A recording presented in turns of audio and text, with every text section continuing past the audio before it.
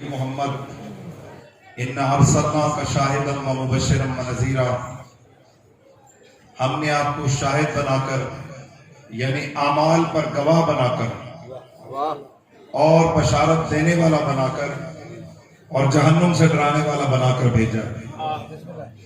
اس کے بعد اللہ میاں امت سے خطاب کر رہا ہے اور فرما رہا ہے وَتُعَزِّرُوهُ وَتُعَكِّرُوهُ، میرے حبیب محمد کی عزت بھی کرو، اس کی تعظیم بھی کرو۔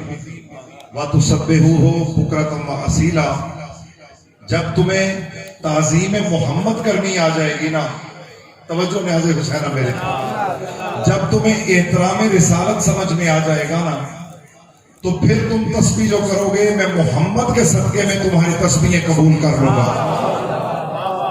اور اگر تم نے محمد کی شان کو نہ سمجھا تو تمہاری عبادتیں تمہارے چہروں پہ دے مارتی۔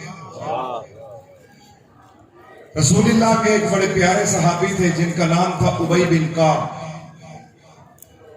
قبلہ ابی بن کعب نماز پڑھ رہے ہیں، رسالت امام صلی اللہ علیہ وسلم تشریف فرمائے، سرکار نے آواز دی ابی بن کعب میرے قریب آؤ۔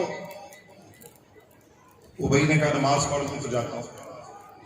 نماز میں مگن رہے، جب نماز مکمل کر لیے اور رسالت امام کی خدمت میں حاضر ہوئے، اب توجہ فرمائیے گا، رحمت پرا نے اپنا چہرہ مبارک دوسری طرف فرما لیا۔ اب جب ادھر سے آئے تو حضور نے چہرہ اس طرف فرما لیا۔ اب جنہیں ڈائریکٹ اللہ سے ملنے کا بڑا شوق ہے نا، جو کہتے ہیں تو ہی تو، وسیلے کی ضرورت نہیں، ان سے میں گزارش کر رہا ہوں کہ پیغمبر اکرم نے ابی بن کعب جیسے صحابی سے رخ موڑا اپنا، قدموں پہ ہاتھ رکھ کے کہتے ہیں یا رسول اللہ مجھ سے ناراض کیوں ہیں؟ فرمانے لگے ابی میں نے تمہیں آواز دی تھی، تم آئے کیوں نہیں؟ کہنے لگا سرکار میں نماز پڑھ رہا تھا۔ حضور فرماتے ہیں من علمک الصلاۃ، تمہیں نماز سکھائی کس نے ہے؟ تمہیں نماز سکھائی کس نے؟ کہنے لگا یا رسول اللہ آپ نے۔ کہنے کا مطلب یہ تھا کہ تمہیں توحید تک پہنچایا ہم نے، نمازیں سکھائی ہم نے، عبادت سکھائی ہم نے، حرام بتایا ہم نے، حلال بتایا ہم نے، واجب بتایا ہم نے، مستحب بتایا ہم نے، مکروہ بتایا ہم نے۔ اب ہماری طرف کمر کر کے سیدھے اللہ کی طرف جانا چاہتے ہو؟ ہمارے بغیر اللہ کسی کی عبادت پسند ہی نہیں فرماتا۔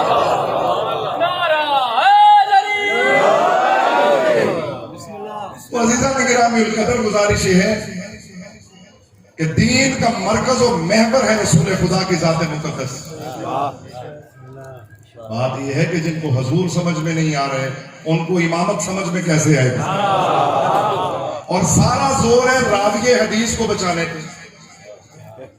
اگر راوی کہہ دے کہ جنگ خیبر میں رسول اللہ معاذ اللہ ثم معاذ اللہ فجر کے وقت سوتے رہ گئے اور نماز قضا ہو گئی، تو ہم نے حضور کی بے ادبی برداشت کر لینی ہے، راوی پہ آنچ نہیں آنے دینی۔ یہ ہے ہمارے ایمان کا اندازہ۔ فلاں رضی اللہ تعالیٰ نے کہا کہ حضور سو رہے تھے، نماز قضا ہو گئی۔ یہ قبر میں حضور نے کام آنا ہے، کسی رضی اللہ نے کام نہیں آنا۔ جاگنا تھوڑا نیاز حسین۔ اگر آپ کے دل میں عشق رسول ہوتا تو آپ سوچتے کہ محمد مصطفیٰ تو علی کے بھی سردار ہیں۔ جب مولا علی علیہ السلام کو سر مبارک پہ ضربت لگی تھی 19 رمضان کی سحری کے وقت، توجہ ہے نہیں آپ سے، تو مولا علی علیہ السلام کو زخمی حالت میں بیٹے لے کے چلے، تو جس وقت مسجد کوفہ کے دروازے سے نکل رہے ہیں، مولا فرماتے ہیں حسن بیٹا ذرا تھوڑی دیر کے لیے رکو۔ امام حسن اور امام حسین نے جس گلیم میں کمبل میں مولا علی کو اٹھایا ہوا تھا رکے۔ مولا نے صبح صادق کو دیکھا اور فرمایا صبح صادق گواہ ہے نا کہ آج تک میں نے تو تجھے طلوع ہوتے ہوئے دیکھا ہے، تو نے کبھی علی کو سوتے ہوئے نہیں دیکھا۔ 63 برس کی زندگی میں جس محمد کے وسیع کی نماز قضا نہیں ہوئی، اس محمد کی نماز کیسے قضا ہو سکتی ہے؟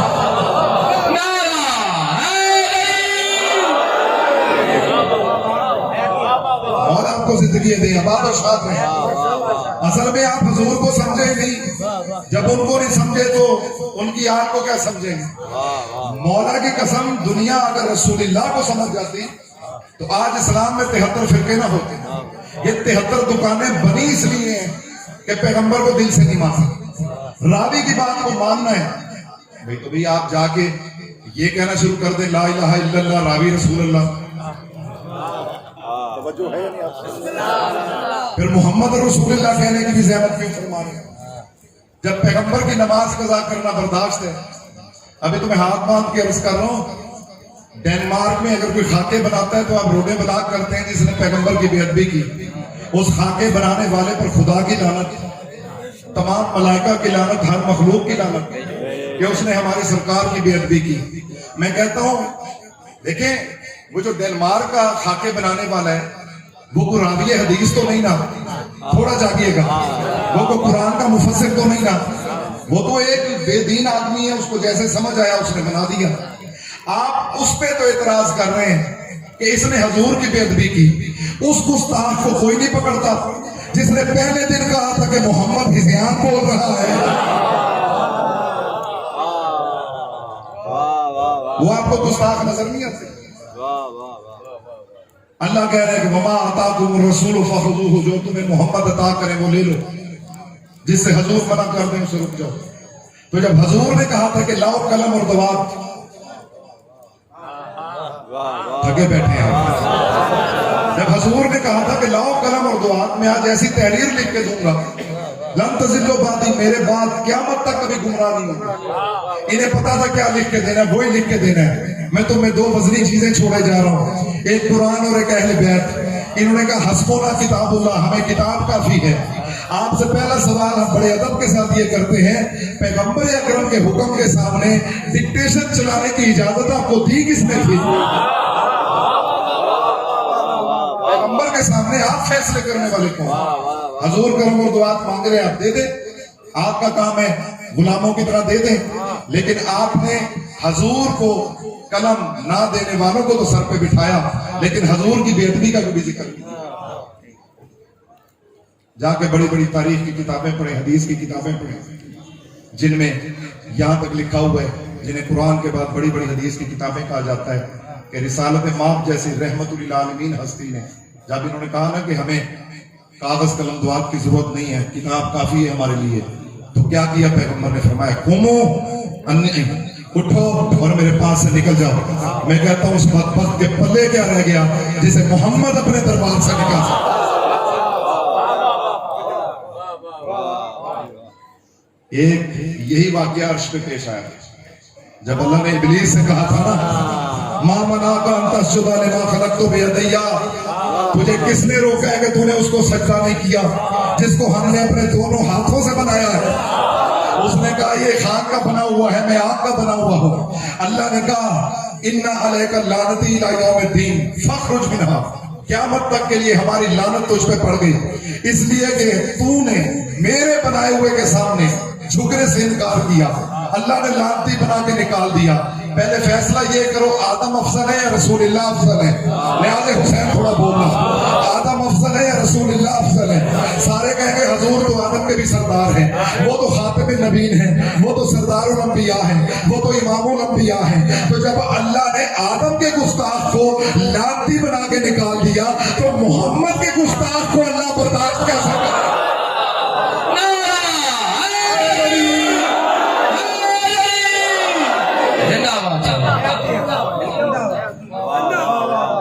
پھر ہمیں کہتے ہیں جناب آپ نہیں مانتے، ہمیں گردن کٹوانی منظور ہے، رسول اللہ کے گستاخوں کے ساتھ ہم ہاتھ کبھی نہیں ملا۔ جس نے پیغمبر کی گستاخی کی ہے، ہمارے دین کی بنیاد کا نام ہے محمد مصطفیٰ صلی اللہ علیہ وسلم۔ آج اگر ہم مولا علی کا نام لیتے ہیں، دن رات علی علی کر رہے ہیں، اس لیے کر رہے ہیں کہ رسول اللہ نے فرمایا تھا حب علی روح العبادہ، علی کی محبت عبادت کی روح ہے، جس کے دل میں علی کی محبت ہوگی عبادت قبول ہو جائے گی، اور جس کے دل میں علی کا بغض ہوا اللہ چہرے پہ مارے گا۔ آج ہم فاطمہ فاطمہ کرتے ہیں تو حضور کی وجہ سے، مولا حسین کا مولا حسن کا ذکر کر رہے ہیں حضور کی وجہ سے، حضور نے ان کا تعارف کروایا، ہم نے تو ان کو امام نہیں بنایا۔ توجہ ہے یا نہیں ہے؟ ایک سلوات پڑھے محمد والے محمد علیہ۔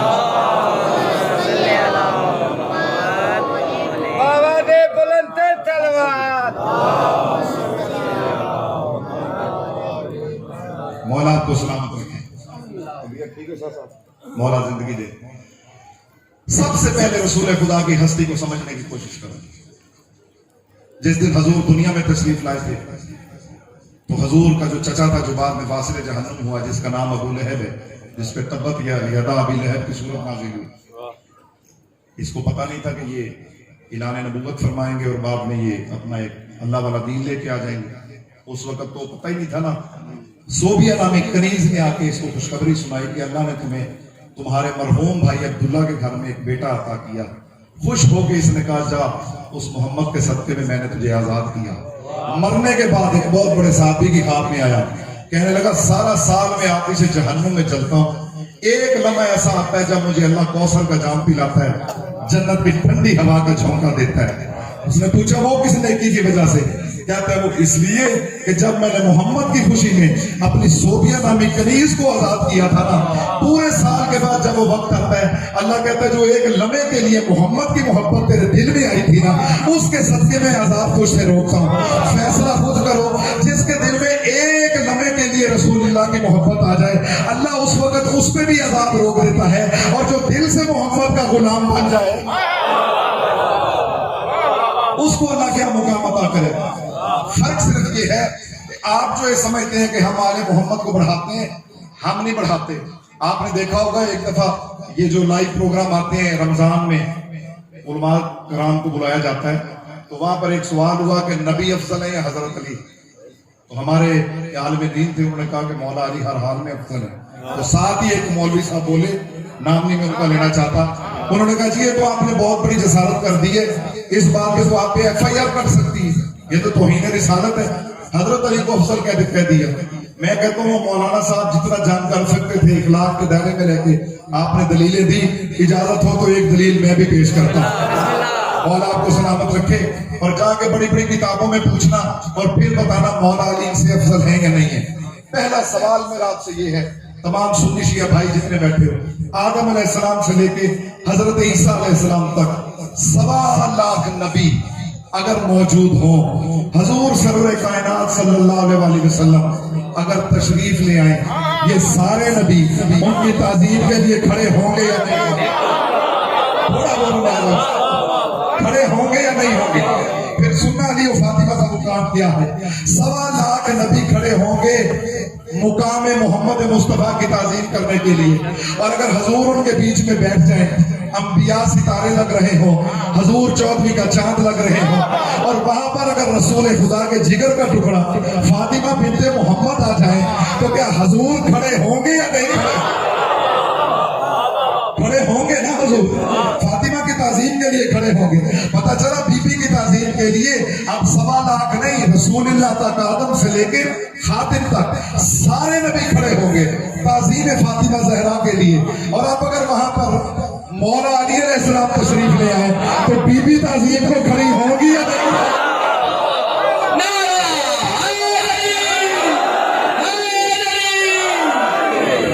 بی بی کی تعظیم کے لیے تو رسول کھڑے ہوئے، تو جب مولا علی آئیں گے تو بی بی کھڑی ہوگی یا نہیں کھڑی ہوگی؟ تو جب مولا علی کی تعظیم کو بی بی کھڑی ہوں گے، رسول کھڑے ہوں گے، رسول کھڑے ہوں گے تو 1.25 لاکھ کھڑے ہوں گے. اب میں آپ کو ایک اور مثال پیش کرتا ہوں جتنی محبت سے آپ سن رہے ہیں. ایک بزرگ صحابی گزرے، نام نہیں میں ان کا لوں گا، بڑی بزرگ شخصیتیں، اللہ تعالیٰ ان پہ رحمتیں نازل کرے. ان سے کسی نے پوچھا کہ رسول پاک کا سایہ کیوں نہیں تھا؟ پڑھے لکھے حضرات بات تک پہنچ رہے، حضور کا سایہ کیوں نہیں تھا؟ کہنے لگے اس لیے کہ اللہ میاں کو یہ چیز گوارا نہیں ہے کہ ان کا حبیب خدا محمد مصطفیٰ جیسی ہستی چل رہی ہو، ہم صحابہ ساتھ چل رہے ہوں، اور کسی صحابی کا قدم رسول اللہ کے سائے پہ آ جائے، یہ اللہ برداشت نہیں کرتا. آپ جو بات تو کہہ رہے تھے نا کہ علی کو نبی سے کیسے افضل سمجھتے ہو، اب سنو، صحابہ وہ ہیں جن کا قدم رسول اللہ کے سائے پہ اللہ برداشت نہیں کرتا. علی وہ ہے جس کو فتح مکہ کے موقع پر پیغمبر نے بلا کے کہا تھا علی ایک قدم یہاں رکھو، دوسرا قدم یہاں رکھو، محمد کے شانوں پہ کھڑے ہو جاؤ. ایک بڑھا گستاخ قریب آیا، آگے کہنے لگا یا رسول اللہ یہاں بھی قرآن کی آیت ہے، یہاں بھی قرآن کی آیت ہے، یہاں لا الہ لکھا ہوا ہے، یہاں محمد رسول اللہ لکھا ہوا ہے، آپ نے علی کو آیتوں پہ کھڑا کر دیا، علی کے پاؤں آیتوں پہ آ گئے. رسول اللہ نے نفرت سے دیکھ کے فرمایا جاہل، یہ قدم آیتوں پہ نہیں آ رہے بلکہ قرآن پہ آ رہا ہے.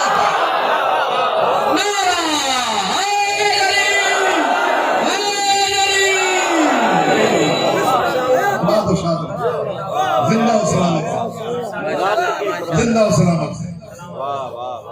حضور بیمار تھے، اور افسوس کی بات تو یہ ہے، خدا کی قسم کتابیں پڑھتے ہیں تو جگر کٹتا ہے کہ پیغمبر اکرم پر جب پہلی وحی نازل ہوئی تو آپ فرشتے کو دیکھ کے خوف زدہ ہو ڈر گئے. جا کے دیکھ لیں، جتنی تفسیریں کہتے ہیں میں دکھا دیتا ہوں، جتنی حدیث کی کتابیں کہتے ہیں میں دکھا دیتا ہوں. پیغمبر جب باہر نکلتے تھے وہ فرشتہ ظاہر ہوتا تھا، پیغمبر اکرم ڈر کے گھر میں چلے جاتے، نقل کفر نہ باچے. یار کچھ تو خدا کا خوف کھاؤ، تم نے محمد کو کیا مذاق بنایا؟ جس کا وسیع 3 دن کا گہوارے میں لیٹا ہوا ہو اور اژدہا یوں چلتا ہوا پھنکارتا ہوا علی کے پاس آ رہا ہو. علی اژدہا کے گلے میں ایک انگلی ڈالے، 3 دن کا علی دوسرے گلے میں دوسری انگلی ڈالے اور اشتر کو چیر کے ابو طالب کا بیٹا پھینک دے. جس کا وسیع 3 دن کی عمر میں اژدہا سے نہیں ڈرا، اس کا سردار محمد فرشتوں سے کیسے ڈر سکتا ہے؟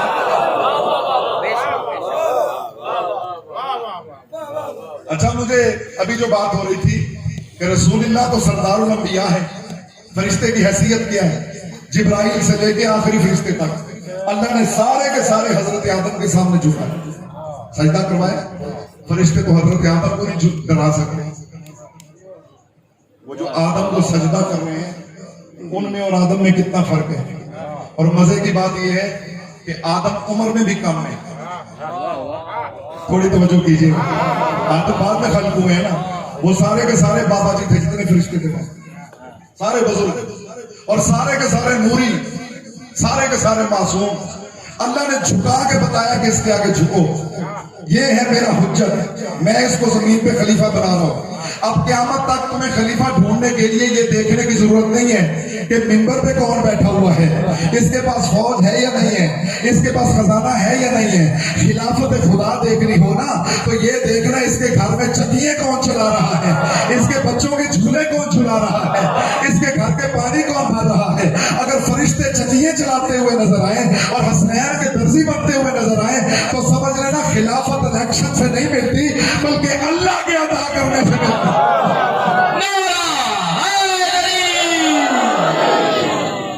آباد و شاد مولا آپ کو سلامت رکھے. حضور سرور کائنات کی عزت اور عظمت پر ہماری جانیں قربان ہو جائیں، ہماری اولاد قربان ہو جائے. خدا کی قسم، جس محمد کے سامنے علی سے لے کے امام آخر تک 12 معصوم ادب سے سر جھکا کے کھڑے ہوں، اس ہستی کو محمد مصطفیٰ کہا جاتا. لیکن میں کہتا ہوں یا رسول اللہ، آپ کی اجازت سے ایک جملہ میرا دل چاہتا ہے میں اور کہوں اور آپ سے دعا لوں. جس کے سامنے 12 امام تعظیم سے کھڑے ہوں اسے محمد کہا جاتا ہے، اور جس کے سامنے محمد تعظیم سے کھڑے ہوں اسے ابو طالب علیہ السلام کہا جاتا ہے. اس لیے مولانا کوثر نیازی کو پہنچی دروازے لاہور میں حسین ڈے منایا جا رہا تھا تو ایک چٹ ملی. اب جنہوں نے مزہ لینا بات بڑی مزیدار سنا رہا ہوں آپ کے ساتھ. انہوں نے کہا جی علی میں اور امیر شام میں کیا فرق ہے؟ توجہ ہے آپ سب؟ علی اور امیر شام میں کیا فرق ہے؟ کوثر نیازی نے مسکراتے ہوئے فرمایا، کہا، کہنے لگے امیر شام نماز نہ پڑھتے تو لوگ ان کو کافر سمجھتے، اور اگر علی نماز نہ پڑھتے تو لوگ ان کو اللہ سمجھتے.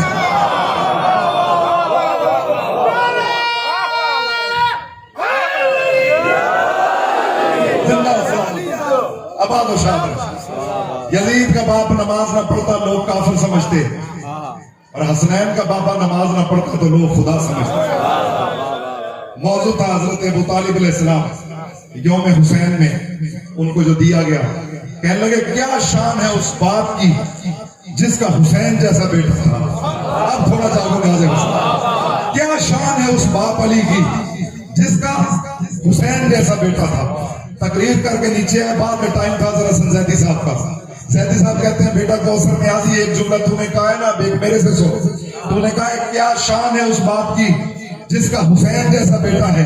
میں کہتا ہوں کیا شان ہے اس ابو طالب کی جس کا علی جیسا بیٹا ہے.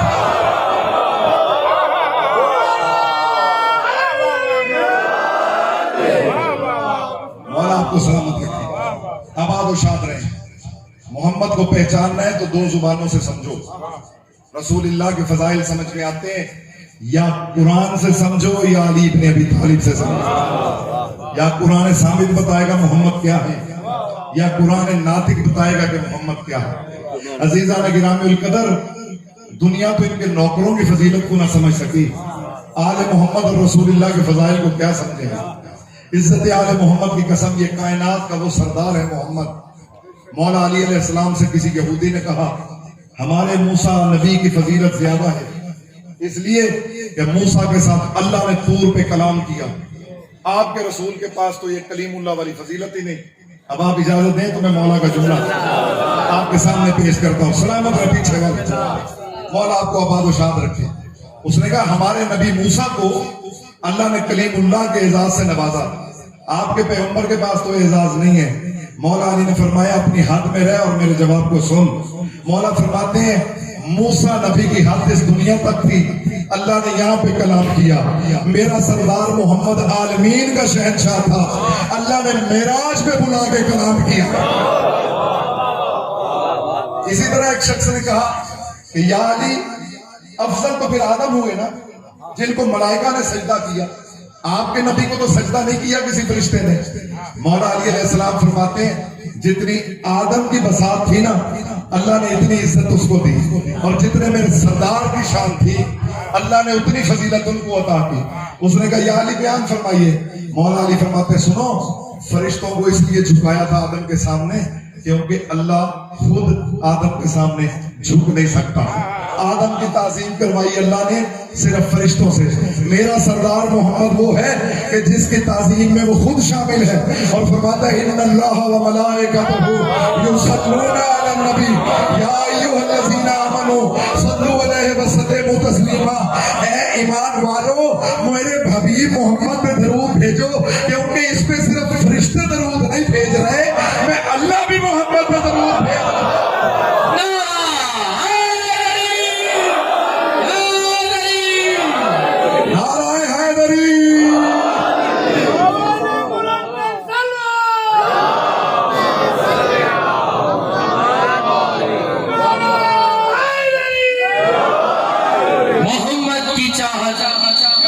دماغوں کی شاہی، محمد کی چاہت دماغوں کی شاہی، محمد کی نفرت دلوں کی تباہی.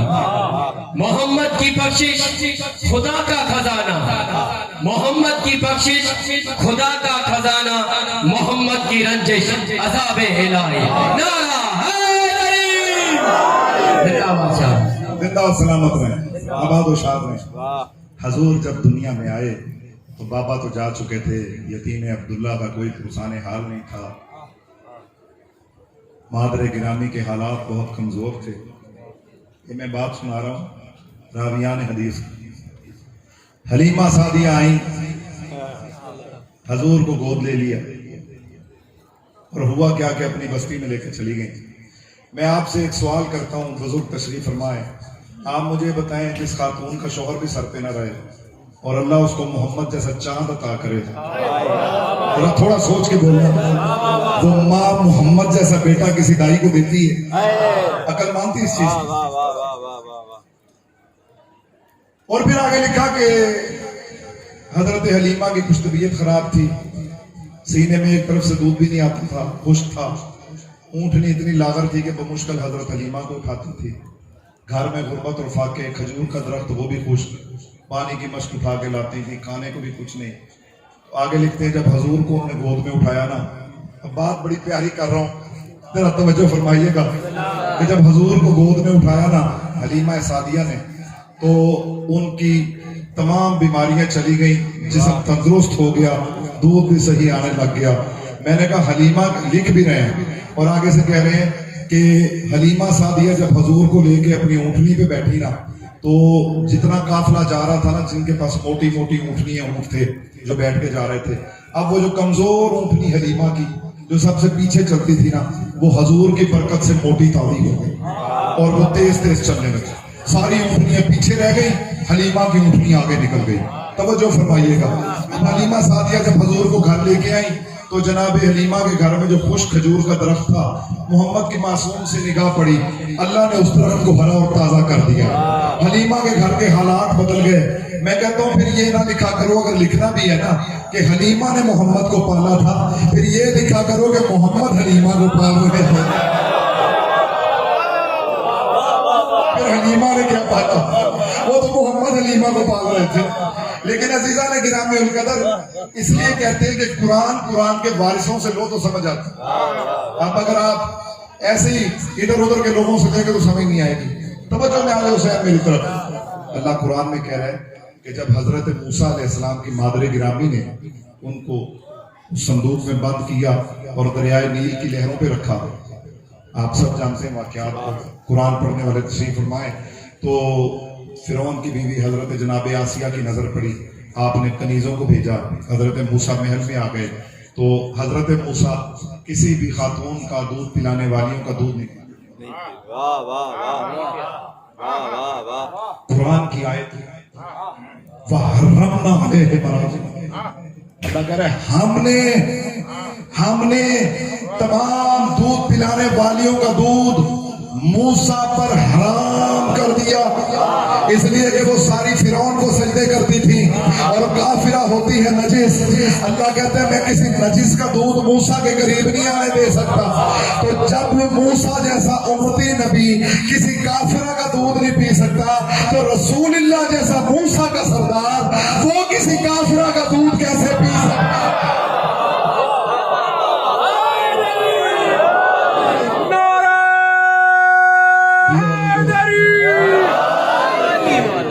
عقل نہیں مانتی نا کہ موسیٰ کے قریب تو حرام رزق آ نہیں سکتا.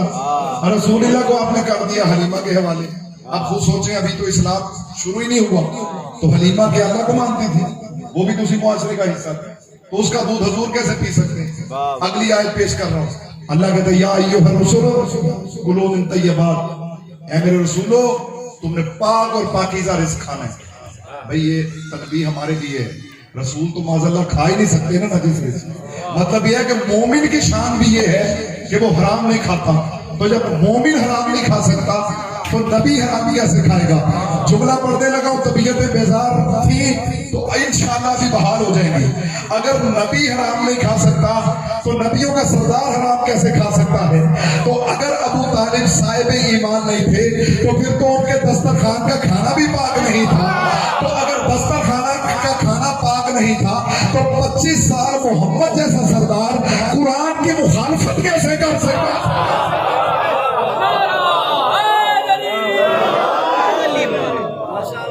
ابو طالب نے کلمہ نہیں پڑھا تھا. اچھا آپ کو بتایا کس نے کہ حضرت ابو طالب نے کلمہ نہیں پڑھا تھا؟ رسول اللہ نے آخری وقت میں کہا تھا کہ ابھی ایمان لے آؤ. کان میں کہا، یہی روایت ہے. چچا ابھی ایمان لے آئے، میں آپ کی بخشش کا ذات ہوں. اچھا جو بات محلہ بنی ہاشم میں چچا بھتیجا کے کان میں ہوئی وہ ملا تک کیسے پہنچی؟ عجیب بات نہیں، عجیب ڈٹائی ہے.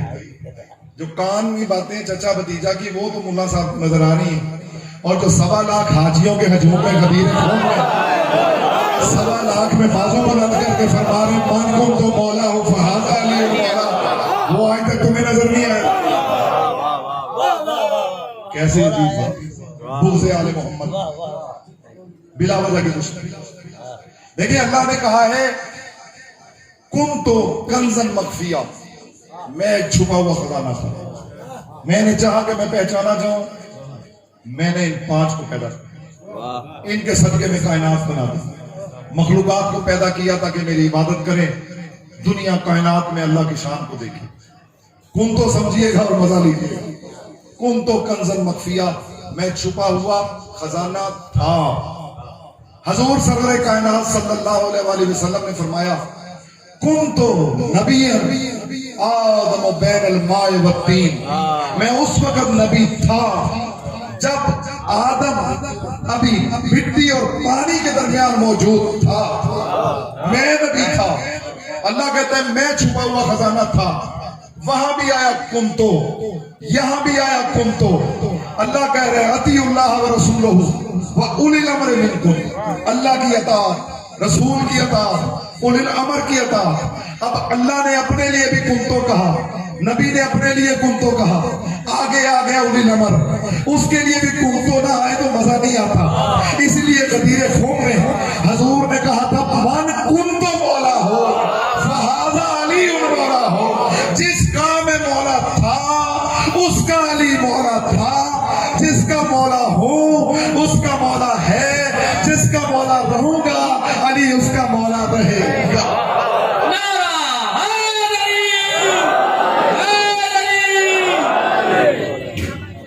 اور مزے کی بات یہ ہے کہ رسول اللہ صلی اللہ علیہ وسلم نے کنڈیشن لگا دی، کنڈیشن حد بندی کر دی کہ ہر ایرا غیرہ ولایت علی کے گلشن میں قدم رکھنے کی جرات نہ کرے، ہر ایرا غیرہ علی کی ولایت کے قریب نہ آئے۔ فرمایا من کن تو مولا ہو، جس کا میں محمد مولا ہوں، جس نے مجھے مولا مانا ہے علی بس اس کا مولا۔ آپ تھوڑی سی بات کو سمجھے، قدیمی عزادار تشریف فرما، حضور فرما رہے جس کا میں مولا ہوں، ہر کسی کا نہیں، جس کا میں مولا ہوں اس کا علی مولا ہے۔ اب آپ یہ سوچتے ہیں کہ فلاں نے مولا کی ولایت نہیں مانی، فلاں نے علی ولی اللہ نہیں پڑھا، فلاں ولایت علی کا منکر کیوں ہو گیا؟ حضور شرط ہی ایسی ہے، رسول اللہ فرما رہے ہیں جس کا میں مولا ہوں اس کا علی مولا ہے۔ تو جو علی کی مولائیت سے انکار کرے وہ در اصل مولا علی کی ولایت سے انکار نہیں کرتا، وہ بتا یہ رہا ہوتا ہے جب میں نے محمد کو مولا نہیں مانا تو اسے مولا کیسے مانا سکتا؟ اگر وہ رسول اللہ کو مولا مان لیتا تو پھر تو واجب تھا کہ مولا علی کو بھی مولا مان۔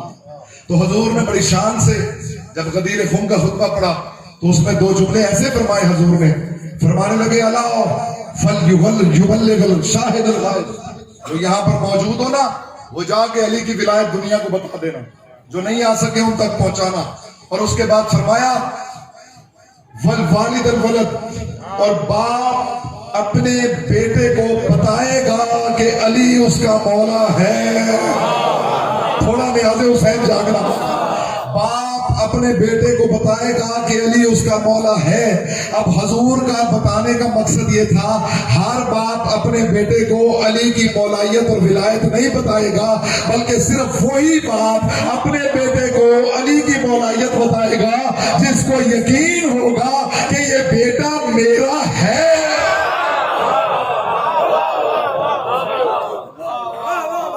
اس لیے نام علی شوق سے لیتا ہوں میں، اگر کہیں تو بھائی سنا دو، اس لیے نام علی شوق سے لیتا ہوں میں، پاک ہے میرا نسب اظہار ہونا چاہیے، ہر کسی کو دولت حب علی ملتی نہیں، پہلے ماں کو صاحب کردار ہونا۔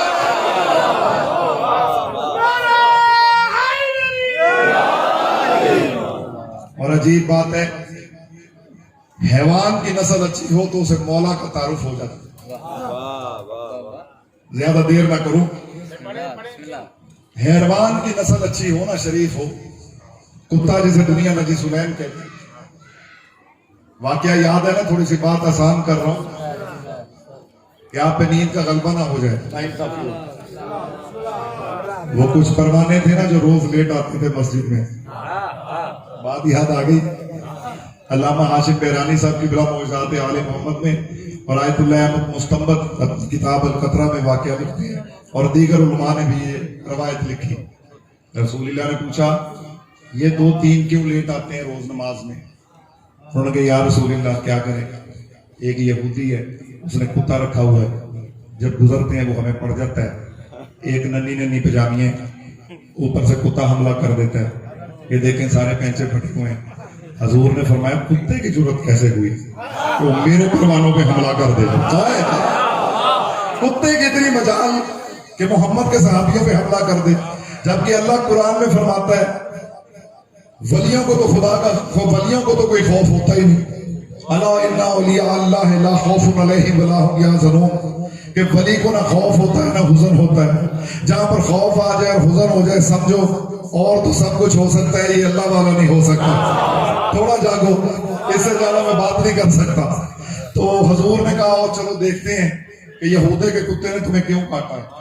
اب حضور سرور کائنات پروانوں کو لے کے آگے یہودی کے دروازے پر. یہودی باہر آیا تو اس نے حضور کو آگے بڑھ کے تعظیم کی. کہنے لگا بے شک یہودی ہوں، آپ کو نہیں مانتا نبی، لیکن اس کا مطلب یہ تو نہیں کہ میں اتنا بے غیرت ہوں کہ میں آپ کی تعظیم بھی نہ کر سکوں. میں جانتا ہوں آپ کس شان کے مالک ہیں، کم از کم میں آپ کو ہاشمیوں کا سردار تو مانتا ہوں. آپ کو اگر آنا ہی تھا تو آنے کی کیا ضرورت تھی، مجھے پیغام بھیجتے، میں آپ کی خدمت میں آ جاتا. میں کہتا ہوں یہودی تھا، بے دین نہیں تھا، جو محمد کے کہنے پہ واپس نہیں آیا. یہودی نے کہا آپ بلاتے تو میں آ جاتا. میں کہتا ہوں وہ کیسے تھے جنہیں پیغمبر احد میں بلاتے رہے اور وہ دوڑتے رہے اور فخر بھی کرتے رہے کہ ہم محمد کو دشمنوں کے نروے میں چھوڑ کے بھاگ گئے. آپ کو یاد ہوگا کچھ دیر پہلے نا یہ جنرل مشرف کے دور میں اس نے کنڈیشن لگا لی تھی، جب ناظم بنائے تھے نا، اس نے کہا نائب ناظم وہی ہو سکتا ہے جس میں ناظم جتنی قابلیت ہو. یاد ہوگا آپ کو، اس نے کہا اگر ناظم کی بیسک کوالیفکیشن گریجویشن ہے نا تو پھر نائب ناظم کو بھی گریجویٹ ہونا اس کے لیے ضروری ہے. لوگوں نے پوچھا وہ کیوں؟ انہوں نے کہا اس لیے کہ اگر ناظم پڑھا لکھا ہے تو اس کا وارث جاہل کیسے ہو سکتا ہے. دنیا کا قانون یہ ہے نا. اس نے کہا کہ میں ایک قانون بنا کے جا رہا ہوں. میں کہتا ہوں مشرف تو نے اور کوئی کام اچھا کیا یا نہیں کیا؟ جو کام ہم 1400 سال سے دنیا کو بتا رہے تھے وہ کر کے تو چلا گیا کہ اگر عالم کی جگہ کسی کو بٹھانا ہو تو پھر عالم کو بٹھایا جاتا ہے، مسئلے پوچھنے والوں کو نہیں بٹھایا جاتا. حضور آیا اس کے پاس، اس سے پوچھا کہ بھئی تو نے کتا رکھا ہوا ہے؟ اس نے کہا جی یا رسول اللہ کتا رکھا ہوا ہے. حضور نے فرمایا اسے باہر بلاؤ. کتا آ گیا اور آتے ہی اس نے ادب کے ساتھ حضور کے سامنے اپنا سر جھکا دیا. میں نے جو گزارش کی نا، نسل اچھی ہو تو جانور کو بھی معصوم سمجھ آ جاتا ہے. کوئی بد نسل تو اسے معصوم سمجھنے کہاں سے ہے. رسول اللہ نے امر رسالت سے، اجازت رسالت سے کتے کو بولنے کی طاقت عطا فرمائی. اس کے ہاتھ پہ پتھر بولے، کتا کیوں نہ بولے. حضور نے پوچھا ہے میرے پروانے آتے ہیں روزانہ تیرے راستے میں، تو نے ان کو زخمی کیوں کیا ہے؟ اب زبان تو سے مل چکی تھی حضور کے حکم پہ. اس نے کہا یا رسول اللہ مر جاتا کبھی ان پہ حملہ نہ کرتا، لیکن یا رسول اللہ میں کیا کروں، یہ 3 دن ہو گئے جب گزرتے ہیں آپ کے بھائی علی کی نا شام میں بے ادبی کرتے ہیں، آپ کے بھائی علی کی شان میں گستاخی کرتے ہیں. یا رسول اللہ میں سب کچھ برداشت کر سکتا ہوں، علی کی شان میں بے ادبی برداشت نہیں کر سکتا. میں کہتا ہوں کتا تھا، بے حیا نہیں تھا. وہ کیسے مسلمان تھے جو 70 سال علی جیسے شہنشاہ پہ تبرہ کرواتے رہے. رسول اللہ نے فرمایا یہودی میں محمد حکم دے کے جا رہا ہوں، آج کے بعد اس کو اچھا خیال رکھنا، وقت پہ کھانا دینا، پانی دینا، اس کا خیال کرنا. یہودی ہاتھ مانگ کے کہتے ہیں سرکار اس پہ اتنی نظر کرم کیوں ہو رہی ہے؟ رسول فرماتے ہیں مجھے ایسے انسانوں سے وہ کتا اچھا لگتا ہے جو میرے بھائی علی سے بے وفائی نہ کرے.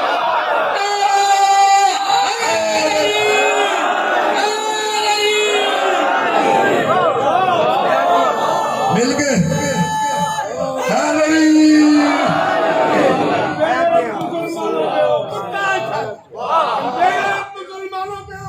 کتا اچھا تھا جو علی کو پہچان گیا.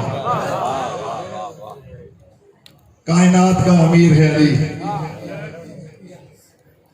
بیٹے کو کفن نہیں ملا، بیٹی شام کے بازاروں میں چادریں مانگتی ہوئی چلی. آج بڑا چمک چمک کے دنیا کہتی ہے محمد کی 4 بیٹیاں تھیں. کبھی شرم کرو، غیرت کرو، سوچا کرو، تمہارے سے تو ایک بھی راضی نہیں گئی، اس کو بھی تم نے دربار سے خالی لوٹایا ہے. 4 ہوتی تو پتہ نہیں کیا حشر کرتے تم. یہ محمد کی بیٹی کا بیٹا ہے جس کے غم میں ہم بیٹھ کے رو رہے ہیں. شیعہ روتے کیوں ہیں؟ اس لیے کہ ہمارا رشتہ ہے آل محمد کے ساتھ. तुम्हारे वो लगते ही कुछ नहीं, तुम्हें क्यों रोना आएगा। आज 4 मुहर्रम की रात है, चारों तरफ से करबला में फौजों ने हुसैन को घेरना शुरू किया। कोई 10,000 का लश्कर लेके, पूरी जिम्मेदारी से रिकॉर्डिंग हो रही है, मैं अर्ज कर रहा हूं। जो कहते हैं ना शियों ने करबला से, कूफा से हुसैन को बुला के मरवाया है, हमने नहीं मरवाया। हुसैन को मारने के लिए भेजा भी खालुल मोमिनीन सहाबी के बेटे ने था, और जो कमांडर इन चीफ था ना फौज यजीद का, उमर इब्ने साद बिन नबी वक्कास, वो भी अशरा मुबशरा का बेटा था जो मारने के लिए आया था। कब तक दुनिया को बेवकूफ बनाओगे। और सनान बिन अंस सहाबी रसूल का बेटा था। ये वो मलौन है, खुदा इस पे लानत करे। जब मेरे मौला हुसैन जीने जुलजना से गिर गए ना जख्मी होके, इस मलौन ने आगे आके वो जुल्म किया जो शायद करबला में किसी ने किया हो। मुझे माफ कर देना, आपके नरम दिल होते अज़ादार तशरीफ फरमाओ। ये नेजा लेके दौड़ता हुआ आया है, इसने मेरे मौला की गर्दन में नेजा मारा है। उसके बाद हुसैन में बोलने की ताकत खत्म हो गई। ये सहाबा कराम की औलादों ने मारा करबला में हुसैन को, हमने नहीं मारा। अज़ादारान हुसैन जनाब ज़ैनब सलामुल्लाह अलैहा ने ना इमाम हुसैन अलैहिस्सलाम को खेमे में बुलाया। मेरी बीबी फरमाती है, हुसैन ये इतने लश्कर किसके लिए आ रहे हैं। मेरे मौला फरमाते हैं, तेरे भाई के खून के प्यासे हैं। शहजादी कहती, हुसैन तेरा इस दुनिया में कोई दोस्त नहीं रहा। बीबी को देख के ना मौला फरमाते हैं, ज़ैनब दोस्त होते अच्छे वक्तों में। आज हुसैन करबला के जंगल में तन्हा है, आज मैं किसको बुलाऊं अपनी मदद के लिए। शर्म करके ना रोना। 4 मुहर्रम की रात गुजर गई, 6 रातों का गिरिया बाकी रह गया। फिर जिंदा रहेंगे तो अगले साल मौला को रोएंगे। मेरी शहजादी कहती है, हुसैन गौर कर, काश कि तेरा भी करबला में आ जाए। मेरे मौला फरमाते हैं, बहन ज़ैनब मेरा एक दोस्त है, मुहिब है, चाहने वाला है, नाम उसका सईद बिन अब्दुल्ला है, कूफा में रहता है। मैं बुलाता इसलिए नहीं हूँ, मुझे पता चला चंद दिन पहले उसकी शादी हुई। अब खुशियों में मैं उसको शहीद करवा दूं, हुसैन को अच्छा नहीं लगता। मेरी शहजादी कहती है, हुसैन तो बेशक हुक्म ना दे, लेकिन खत लिख के भेज दे। अगर उसका दिल चाहा तो आ जाएगा, ना आया तो भी हमारा मानने वाला है, हम उसकी जन्नत के ज़ामिन हैं। मैं कहता हूँ, मेरी शहजादी ज़ैनब तूने भाई को बचाने के लिए कोशिशें तो बड़ी की, भाई तो बचा नहीं सके। अज़ादारान हुसैन मेरे मौला ने अबू ज़र गफ़ारी के गुलाम जॉन हबशी को बुलाया।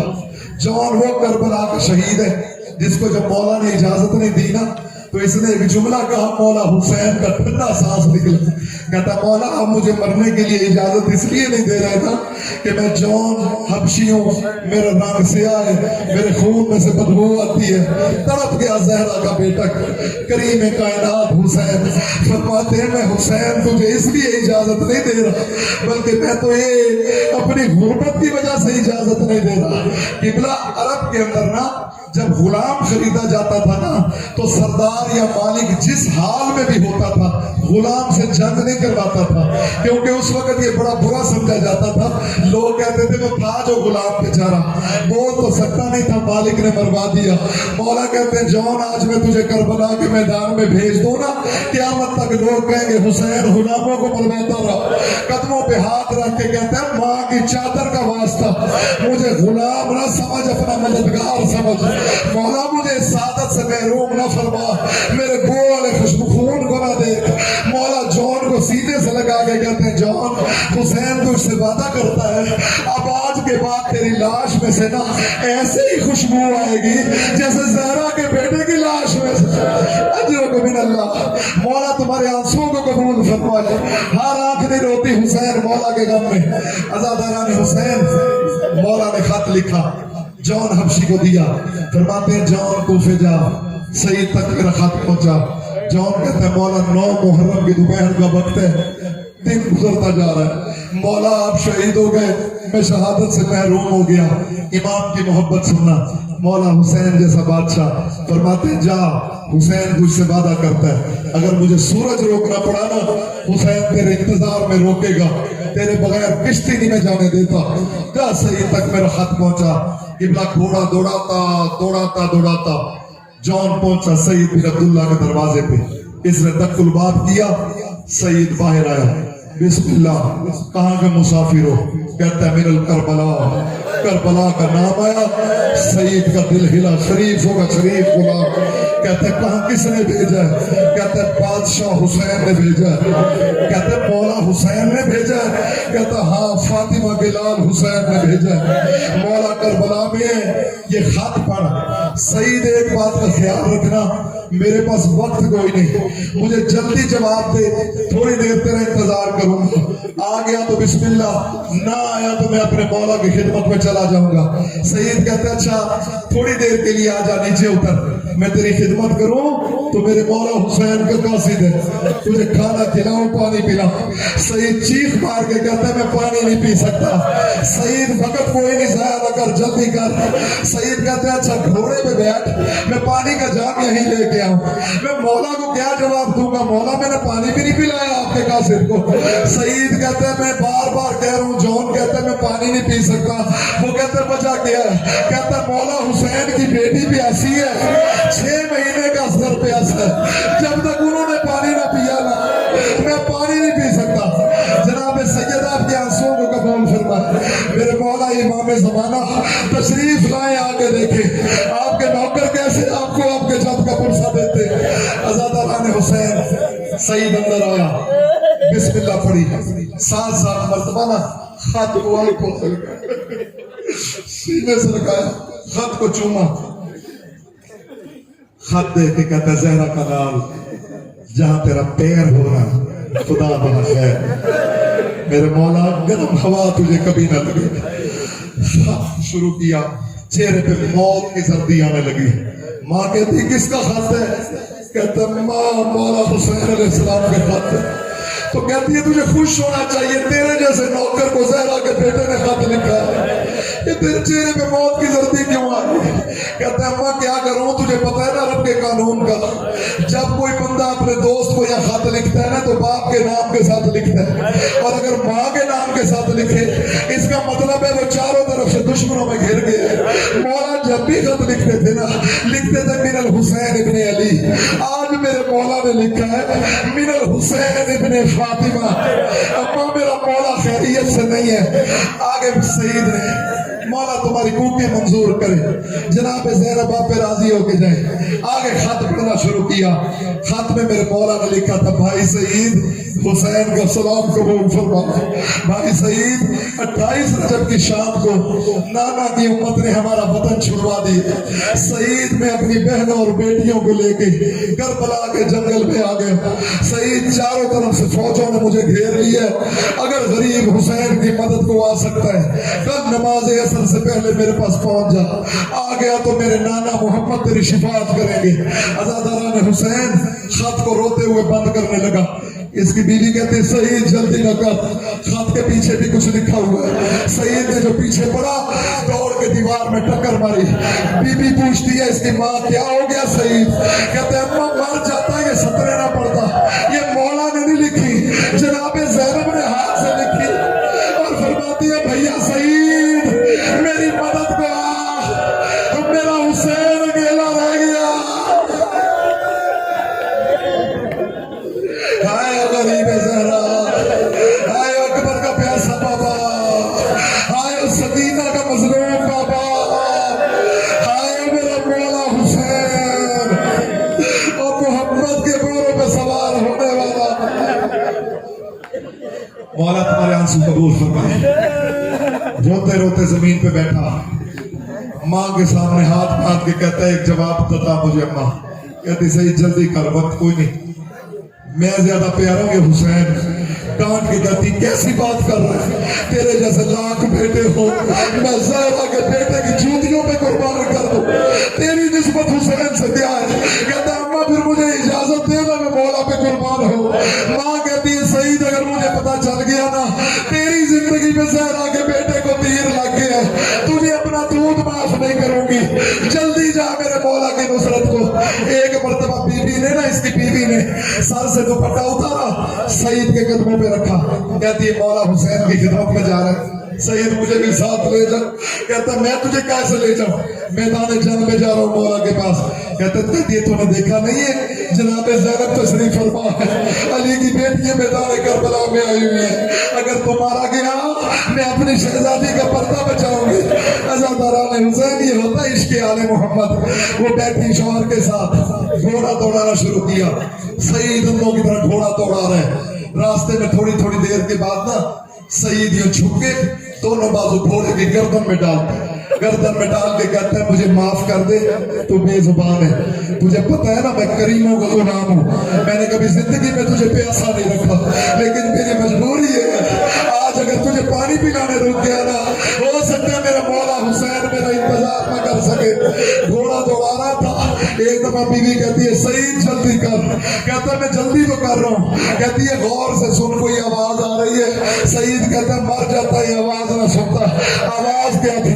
कहते आवाज आ रही थी हाल में ना सिर या सिरोना, कोई है जो मैं हुसैन की मदद को आए, हाल में ज़ाबी यज़ुब्बो अन हरम रसूलुल्लाह, कोई है जो नबी की बेटियों के पर्दे बचाए।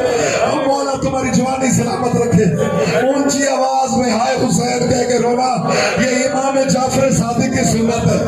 मौला फरमाते हैं मेरे दादा के गम में ऐसे रोया करो जैसे शाम गरीबा मेरी दादी ज़ैनब के बयान जंगल के हैवानों ने सुने।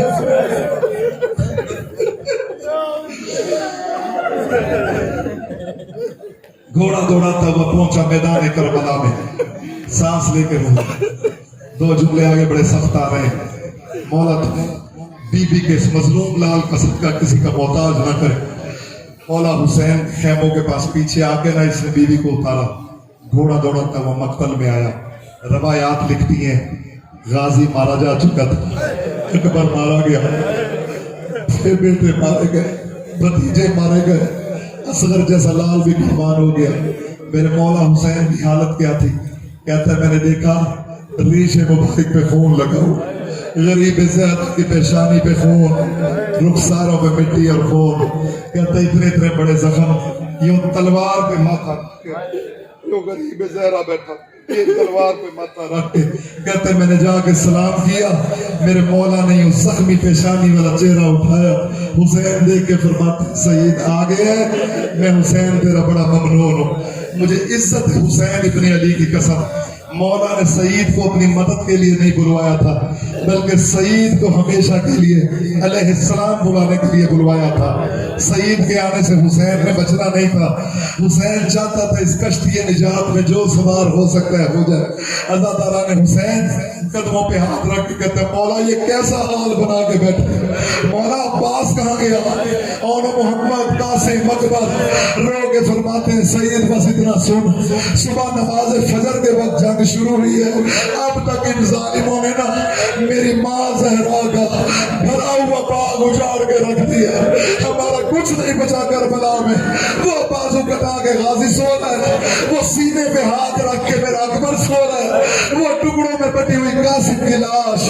अज़ादारा ने हुसैन अब जिन्होंने मातम कर रहा है ये जुमला सुना, मौला के कदमों पे हाथ रख के कहते मौला अब नौकर को इजाजत है, जान कुर्बान करना चाहता हूँ। मौला फरमाते हैं सईद जा बिस्मिल्लाह, मेरा नाना मोहम्मद हौज़ कौसर पे तेरा मुंतज़िर है, मेरा बाबा अली तुझे हाथों से जान पिलाएगा। सईद कहता है मैंने घोड़े पे बैठ के घोड़ा दौड़ाया, फौजों पे हमला किया। कहता है जब मैंने हमला किया इतनी जंग की लेकिन मेरे जिस्म पे कोई जख्म नहीं लगा। कहता है मैं घोड़ा मोड़ के वापस आया, उतर के फातिमा के लाल के कदम छूमे, मैंने कहा मौला नौकर की कुर्बानी कबूल नहीं है। मौला फरमाते सईद क्यों? कहता है मौला मुझे जख्म क्यों नहीं लगते? कहते अच्छा सईद अब जा, अल्लाह तुझे मंजिल अता करेगा। सईद कहता है इधर से मैं घोड़ा लेके चला, उधर से मौला ने यूं मुड़ के ना खेमे की तरफ इशारा किया। मैंने कहा मौला क्या कह रहे हैं पीछे? मौला फरमाते हैं सईद मैं अपनी सकीना से कह रहा हूँ, सकीना सर से कुरान उतार और सईद को शहादत लेने दे। उसने कहा मौला हुआ गया। मौला फरमाते हैं जब से तू आया सर पे कुरान रख के रो रो के कह रही है मेरे अल्लाह और मेरे पापा का आखिरी बेकार मातम हुसैन।